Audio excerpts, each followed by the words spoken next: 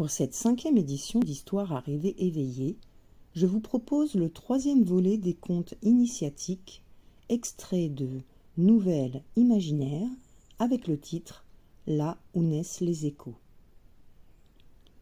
Avez-vous déjà senti, au détour d'un silence, que l'air devenait soudain plus léger, presque électrique, comme si le décor du monde se fissurait pour laisser passer une lueur que vos yeux ne savent pas encore nommer. C'est précisément là, dans cet interstice fragile entre le réel et le rêve, que tout devient possible. On raconte que des architectes du subtil, un petit peuple de lumière, tissent la trame de ces instants suspendus. Ils maintiennent l'équilibre entre le monde visible et invisible et rappellent que la nature est habitée par des forces mystérieuses. Ces êtres qui incarnent l'harmonie originelle et offrent leur magie au monde sont connus par les humains sous le nom de fées. Les danses des fées sont des rituels sacrés inspirés des éléments. Leurs mouvements produisent de la poussière d'étoiles mélangée à des particules de pure conscience. Parfois, un de ces fragments atteint le cœur des hommes. L'impact, bien que silencieux, produit une onde de choc immense. À cet instant, quelque chose se réveille. Une pensée douce comme une caresse, un sourire imprévisible, une larme de joie, un frisson d'émerveillement.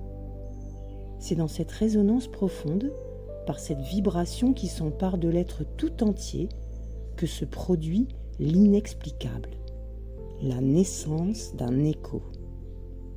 L'écho, c'est ce qui nous relie à notre enfant intérieur.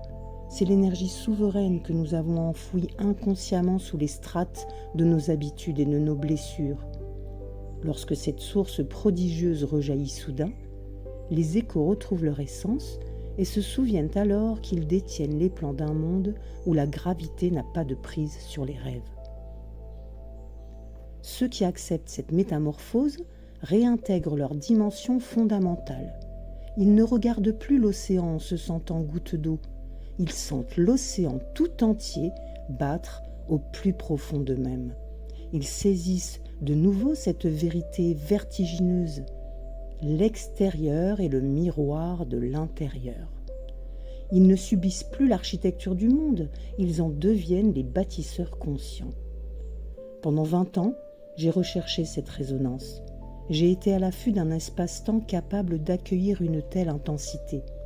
De ma quête a émergé une rue d'où jaillit l'inspiration, un laboratoire pour explorer les possibles et finalement une technologie visionnaire capable de transporter notre puissance créatrice.